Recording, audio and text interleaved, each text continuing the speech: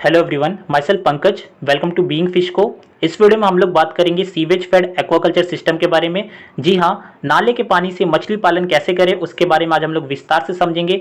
इनके फायदे क्या होते हैं, इनके नुकसान क्या होते हैं, क्या क्या प्रोसेस यूज होता है, क्या नाले के पानी का यूज़ हम लोग जैसे का तैसा ही कर लेते हैं या फिर कुछ ट्रीटमेंट के थ्रू ले जाते हैं। अगर ट्रीटमेंट के थ्रू ले जाते हैं तो कौन कौन सा ट्रीटमेंट मेथड यूज़ होता है, इन सारी बातों के बारे में हम लोग आज समझेंगे। तो वीडियो के लास्ट तक बने रहिए। चलिए स्टार्ट करते हैं। फिर हम लोग सीवेज फेड एक्वाकल्चर सिस्टम मतलब कि नाले के पानी से मछली पालन की प्रक्रिया के बारे में जानते हैं। सबसे पहला टर्म आता है सीवेज। तो आप सब रोज की जिंदगी में ये जगह को देखे होंगे, जैसा कि आप इमेज में देख सकते हैं, ये रोज की जिंदगी में देखी जाने वाली जगहें हैं। सीवेज टर्म का मतलब होता है वाटर कैरिड वेस्ट, मतलब ऐसे पानी जिसमें कि हम लोग अपना वेस्ट डिपॉजिट किए रहते हैं, उन सबको हम लोग सीवेज टर्म करते हैं। चाहे आपके घर का वेस्ट हो या दूसरे के घर का वेस्ट हो, ये सारे कलेक्टिवली एक जगह जाकर डिपॉजिट हो रहे होते हैं, उसको हम लोग सीवेज के रूप में टर्म कर देते हैं। डिराइव हुआ है ओल्ड फ्रेंच वर्ड असीवर से, जिसको लैटिन में बोला जाता है to drain out. To drain out का मतलब यही है कि जो भी आपके घर का जो वेस्ट है वो वाटर के रूप में, वाटर के साथ आप मिक्स करके उसको ड्रेन कर देते हैं, अपने घरों से रिलीज कर देते हैं, और जो कलेक्टिवली हर घर का मिलके एक साथ जाके किसी रिवर या फिर लेक में जाके डिपॉजिट हो जाता है। तो ये हो गया सीवेज। अब हम लोग समझते हैं कंपोजिशन ऑफ सीवेज। तो कंपोजिशन ऑफ सीवेज की अगर हम लोग बात करेंगे तो अलग अलग जगह का सीवेज का कंपोजिशन अलग अलग होगा। क्यों अलग होगा, तो इसको अगर हम लोग बारीकी से समझे तो देखिए, आपके घर में कुछ अलग वेस्ट जनरेट हो रहा है, ठीक है, आपके घर का वेस्ट अलग है, आपके पड़ोसी के घर का वेस्ट का अलग है। तो अलग अलग जगह से अलग अलग वेस्ट होने की वजह से सीवेज का कंपोजिशन भी वेरी कर रहा होता है। अगर हम लोग इंडस्ट्रीज के टर्म में अगर बात करें तो एक इंडस्ट्री किसी और चीज़ की इंडस्ट्री होगी तो उसके अंदर से कुछ अलग केमिकल्स निकल रहे होंगे, दूसरी इंडस्ट्री किसी और चीज़ से डिपेंड कर रही होगी तो उसके अंदर से अलग केमिकल्स निकल रहे होंगे। तो ये अलग अलग केमिकल्स अलग अलग वेस्ट की वजह से सीवेज का कंपोजिशन वेरी कर रहा होता है। ठीक है, सीवेज दो चीज टर्म में डिवाइडेड है। पहला आता है डोमेस्टिक सीवेज, दूसरा आता है इंडस्ट्रियल सीवेज। अब देखिए, डोमेस्टिक सीवेज क्या होता है कि जो हमारे घरों से जो वेस्ट जनरेट हो रहा है, या ओवरऑल अगर बात करें तो किसी सिटी से जो वेस्ट जनरेट हो रहा होता है घरों की वजह से, तो वो डोमेस्टिक सीवेज में आ जाते हैं। अब रिवर साइड भी जो आप वेस्ट जनरेट कर रहे हैं, ये भी एक डोमेस्टिक सीवेज का हिस्सा है। जैसा कि आप इमेज में देख सकते हैं कैसे रिवर साइड पे ये फूल फेंके हुए हैं, तो ये डोमेस्टिक सीवेज के हिस्से हैं। ठीक है, इनका ऑर्गेनिक कार्बन का वैल्यू 200 to 450 ppm है। टोटल नाइट्रोजन की वैल्यू 80 to 120 ppm है। रेशियो की बात करें तो कार्बन नाइट्रोजन रेशियो 3:1 है। अब हम लोग बात करें अगर इंडस्ट्रियल सीवेज की, तो आप जानते ही हैं बहुत ही केमिकल डिस्चार्ज होता है, इनऑर्गेनिक मैटर और ऑर्गेनिक मैटर का डिस्चार्ज होता है इंडस्ट्रियल सीवेज से। इस वजह से इनकी कार्बन नाइट्रोजन रेशियो की वैल्यू बहुत ही हाई होती है और it's a major source of water pollution industrial sewage. ठीक है, नेक्स्ट अगर हम लोग समझे फ्लो डायग्राम से, तो सीवेज का कंपोजिशन क्या होता है, तो वाटर 99% होता है, सॉलिड 1% होता है। इस 1% सॉलिड में ऑर्गेनिक सॉलिड 70% होते हैं, इनऑर्गेनिक सॉलिड्स 30% होते हैं। और बेसिकली हमारा मेन फोकस इन सॉलिड्स को रिमूव करने का ही है। जी हाँ, हम लोग सीवेज वाटर को कभी भी जैसे का तैसा यूज नहीं करते, क्योंकि अगर हम लोग जैसे का तैसा यूज करेंगे तो यानी कि जो सीवेज से जो पॉल्यूशन जनरेट हो रहा है वो हमारी फिशेज में जा सकता है। अगर फिशेज में जाएगा तो उनको कंज्यूम करने वाले ह्यूमन को भी वो डिजीज ट्रांसफर हो सकती है, या फिर पॉल्यूशन जो भी है वो ट्रांसफर हो सकता है, जिसकी वजह से ह्यूमंस का हेल्थ खराब हो सकता है, या फिर फिशेस की अगर बात करें तो उनकी भी हेल्थ खराब हो सकती है।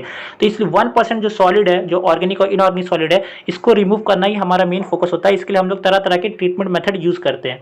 और ये वाटर जो 99% है, इसको हल्का सा प्यूरिफाई करके हम लोग इसी को एक्वाकल्चर के लिए यूज कर लेते हैं। नेक्स्ट समझते हैं physico chemical characteristics of sewage. तो पीएच होता है 6.8 to 7.8, जो कि स्लाइटली अल्कलाइन पीएच होता है सीवेज वाटर का। कार्बन डाइऑक्साइड की वैल्यू 10 to 140 ppm है। एल्कलिनिटी की वैल्यू 170 to 490 ppm है। और बायोलॉजिकल ऑक्सीजन डिमांड की वैल्यू 100 to 500 ppm है, जो कि बहुत ही हाई है।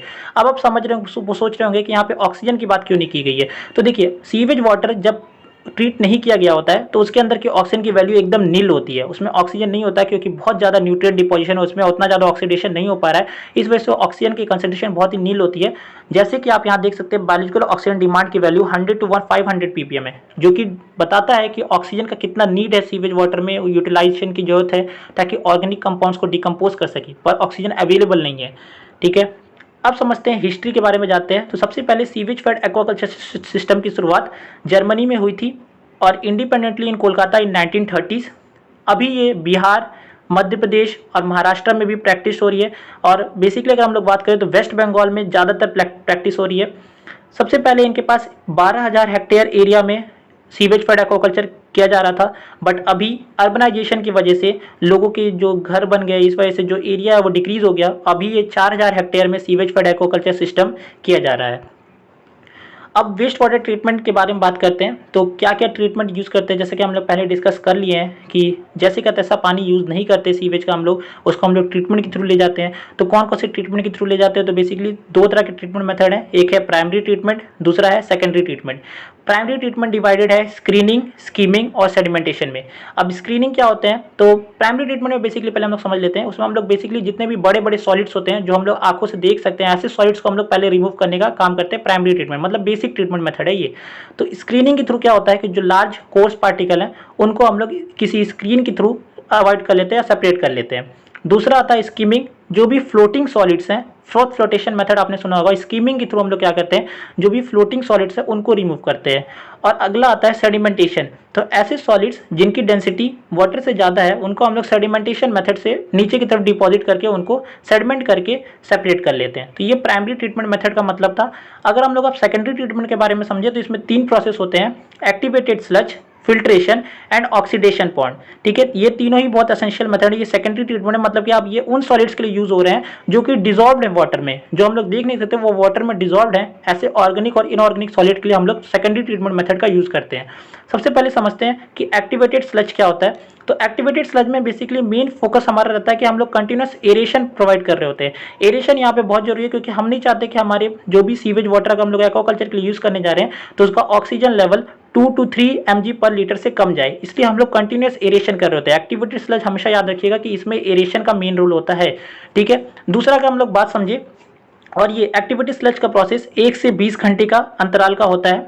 अब हम लोग फिल्ट्रेशन समझे तो दो तरह के फिल्ट्रेशन मेथड होते हैं, mechanical filtration method and biological filtration method. Biological filtration method में हम लोग बायोफिल्म, बायोबॉल्स, इन चीज़ों का यूज़ करते हैं, और मैकेनिकल फिल्ट्रेशन मैकेनिकल मेथड का यूज़ कर रहे होते हैं। अब तीसरी जो बात है वो ऑक्सीडेशन पॉइंट की बात है। ऑक्सीडेशन पॉइंट में बेसिकली आप जहाँ पे भी देखेंगे, अगर आप फ्यूचर में जाते हैं सीवेज फीड एक्वाकल्चर सिस्टम के आसपास भी कहीं या फिर कहीं पे भी जहाँ पे एक्वाकल्चर सिस्टम हो रहा है, तो आप वहाँ देखेंगे कि साइड साइड में एल्गी का डिपोजिशन बहुत ही ज़्यादा रहता है, चाहे वो वाटर यासिन हो या किसी तरह के दूसरे एल्गी हैं, उनका डिपोजिशन आप बहुत ज़्यादा अमाउंट में देखेंगे। तो ये ऑक्सीडेशन पॉइंट, ऐसी एल्गी जो है वो वहाँ पे ऑक्सीडेशन प्रोवाइड कर रही होती है इनऑर्गेनिक मैटर का। तो ये ऑक्सीडेशन पॉइंट, ये लास्ट स्टेप होता है वेस्ट वाटर ट्रीटमेंट का, जहाँ पे ये एल्गी से हम लोग ट्रीटमेंट कर रहे होते हैं, वहाँ पे ऑक्सीजन प्रोवाइड कर रहे होते हैं ताकि जो भी ऑर्गेनिक मैटर है उनका डिकम्पोजिशन कर सके। नेक्स्ट आता है स्टेप्स बाय फार्मर। अब फार्मर जब सीवेज फेड एक्वाकल्चर सिस्टम कर रहे होते हैं तो क्या क्या स्टेप्स यूज करते हैं। सबसे पहला है पॉन्ड प्रिपरेशन।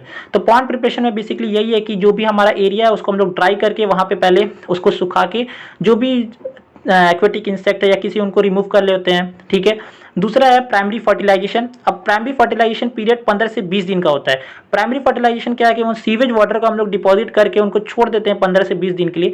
15 से 20 दिन जब हम लोग उसे छोड़ देते हैं तो वहाँ पे एल्गी का डिपोजिशन हो जाता है, जिसकी वजह से ऑक्सीडेशन हो रहा होता है और जो भी ऑर्गेनिक मैटर है उनका डिकम्पोजिशन हो रहा होता है। और जैसे ही उनका डिकम्पोजिशन होगा तो ये जो सीवेज वाटर है ये ग्रीन में कन्वर्ट हो जाएंगे, ग्रीन कलर का होने लगेंगे। जब ये ग्रीन कलर के हो जाएंगे मतलब कि इनकी प्रोडक्टिविटी हो गई है और अब हम लोग इसमें स्टॉकिंग कर सकते हैं। तो नेक्स्ट मेथड आता है स्टॉकिंग, जिसमें हम लोग फिश का स्टॉकिंग कर रहे होते हैं, फिर फीडिंग, फिर हार्वेस्टिंग और फिर मार्केटिंग। तो ये स्टेप्स है जो फार्मर्स यूज करते हैं सीवेज फेड एक्वाकल्चर सिस्टम के लिए। नेक्स्ट आता है नेटिंग टेक्निक, तो या फिर हार्वेस्टिंग टेक्निक बोले तो इसके लिए हम लोग बेसिकली ड्रैगनेट्स का यूज करते हैं। नेटिंग के लिए हम लोग ड्रैगनेट्स का यूज करते हैं। ठीक है, अब some hints for farmers. Farmers के लिए कुछ हिंट, तो सबसे पहला हिंट है transport and release of fingerlings are carried out in morning hours. Morning hour में ट्रांसपोर्ट और रिलीज ऑफ फिंगरलिंग्स करना चाहिए। फिर दूसरा है stock fishes are checked at monthly interval. जो भी हम लोग फिश स्टॉक किए हैं उनके अंदर कोई डिजीज तो नहीं आई है, कोई डिजीज आउटब्रेक तो नहीं हुआ, इसलिए हमें उन्हें मंथली इंटरवल पे उनकी हेल्थ कंडीशन को चेक करते रहना चाहिए। Regular monitoring of physico chemical parameter, जो हमारे वाटर यूज हुआ उसके फिजिकल और केमिकल पैरामीटर को रेगुलर मॉनिटरिंग करते रहना चाहिए। और रेगुलर क्लीनिंग ऑफ पाइप्स, जिस पाइप से सीवेज वाटर आ रहा है उन पाइप्स को हम लोग रेगुलर क्लीनिंग करना चाहिए, क्योंकि हो सकता है वहाँ पे चोक हो जाए या फिर किसी ऑर्गेनिज्म का डिपोजिशन हो जाए, तो इस वजह से उनकी पाइप्स को हम लोग क्लीन करना बहुत ही जरूरी है। नेक्स्ट एडवांटेजेस क्या है सीवेज फेड एक्वाकल्चर सिस्टम के, तो सबसे पहला मेथड ये है कि ये वाटर रिसाइकलिंग प्रोसेस है, क्योंकि जो भी हमारे वेस्ट वाटर आ रहे हैं उनको हम लोग अगर किसी काम के लिए यूज़ कर ले रहे हैं, अगर मछली पालन की प्रक्रिया के लिए यूज़ कर रहे हैं, तो ये बेसिकली एक वाटर रिसाइकलिंग प्रोसेस हो जा रहा है, क्योंकि waste water as it is बह नहीं जा रहा है बल्कि हम लोग उसको यूटिलाइज कर ले रहे हैं। दूसरी बात, सीवेजेस हर जगह मौजूद है, आप हर जगह सीवेजेस देख सकते हैं, अलग अलग जगह पे अलग अलग नाले मौजूद होते हैं, तो सीवेजेस हर जगह हैं। तो अगर इन चीज़ों को अगर हम लोग प्रमोट करें तो ये बहुत ही ज़्यादा अबंडेंस में हमें प्रोडक्शन दे सकती है। तीसरी बात समझे तो इसके अंदर एक्सेसिव न्यूट्रिएंट्स है, क्योंकि हर जगह का डोमेस्टिक सीवेज, डोमेस्टिक वेस्ट इसमें रहता है, तो इसलिए एक्सेसिव न्यूट्रिएंट का सोर्स है ये। सप्लीमेंट्री फीडिंग की जरूरत नहीं होती है फिशेस को, वाइल्ड इन्वायरमेंट में फिश यहाँ पे कल्चर की जा सकती है, इसलिए सप्लीमेंट्री फीड की जरूरत नहीं होती है। तो ये इनपुट कॉस्ट लो होता है और हाई प्रोडक्शन की बेनिफिशियल है, हाई प्रोडक्शन बहुत ही ज़्यादा हो सकता है। अगर हम लोग डिसएडवांटेजेस की बात करें तो देखिए, sewage has high load of organic and inorganic matter. Organic और इनऑर्गेनिक मैटर होने की वजह से इनका ऑक्सीडेशन नहीं हो पाता है, जिसकी वजह से बायोलॉजिकल ऑक्सीजन डिमांड बढ़ जाता है, जिसकी वजह से फिशेस की मॉर्टेलिटी कॉज हो सकती है। प्लस टॉक्सिक गैसेज जो कि इंडस्ट्रियल सीवेज से रिलीज होते हैं वो फिशेस के लिए हार्मफुल हो सकते हैं, अगर फिश ह्यूमंस के द्वारा कंज्यूम होगी तो ह्यूमंस के लिए भी हार्मफुल हो सकते हैं। Chance of infection and pollution है और lack of interest among people. जी हाँ, ये सबसे मेन फोकस इसी बात पे है कि lack of interest among people. अगर आपको पता चलेगा कि ये मछली नाले के पानी में उगाई गई है तो जायज़ बात है आपका आधा इंटरेस्ट तो वहीं पे खत्म हो जाएगा मछली खरीदने का, कि ये नाले के पानी का मछली कौन खाएगा। ठीक है, तो ये lack of interest among people एक बहुत ही मेजर पॉइंट है, जिसकी वजह से सीवेज फेड एक्वाकल्चर सिस्टम उतना ज़्यादा प्रमोट नहीं हो रहा है। हालांकि फॉरेन कंट्री में इसका बहुत ही ज़्यादा डिमांड है, पर इंडिया में ये प्रमोट नहीं हो पा रहा है, क्योंकि ये नाले के पानी से की जो मछली उगाई गई है उसको खाने में कोई इंटरेस्टेड नहीं रहता है। ठीक है, ख़त्म करने से पहले एक बात और जान लेते हैं कि स्पीशीज़ कौन सी ग्रो की जाती है। तो ये IMC, EMC और मेन जो फोकस रहता है वो बेसिकली हार्डी स्पीशीज़ पे रहता है। ऐसी स्पीशीज़ जो कोई भी स्ट्रेस कंडीशन में सर्वाइव कर सके। फॉर एग्जांपल मोजम्बिक की तिलापिया एक स्पीशीज़ है जो हार्डी स्पीशीज़ है, वो भी ऐसे इन्वायरमेंट में, मतलब तिलापिया की या मोजम्बिक की तिलापिया, क्या तिलापिया की कोई भी स्पीशीज़ आप यहाँ पे ग्रो कर सकते हैं, क्योंकि वो हार्डी स्पीशीज़ होती हैं। तो वैसी स्पीशीज़ का हम लोग बेसिकली ग्रोथ करना फेवरेबल समझते हैं। Okay, so that's all for sewage fed aquaculture system. नाले के पानी से मछली पालन की प्रक्रिया के बारे में हम लोगों ने जान लिया। कोई भी आपके मन में अगर डाउट है, कोई भी क्वेश्चन है, तो आप कमेंट सेक्शन में हमें बता सकते हैं। Thanks to all for your patience, keep sharing the video ताकि ज़्यादा से ज़्यादा लोगों को पता चले सीवेज फेड एक्वाकल्चर सिस्टम है क्या। ठीक है, मिलते हैं नेक्स्ट वीडियो में। Till then stay safe.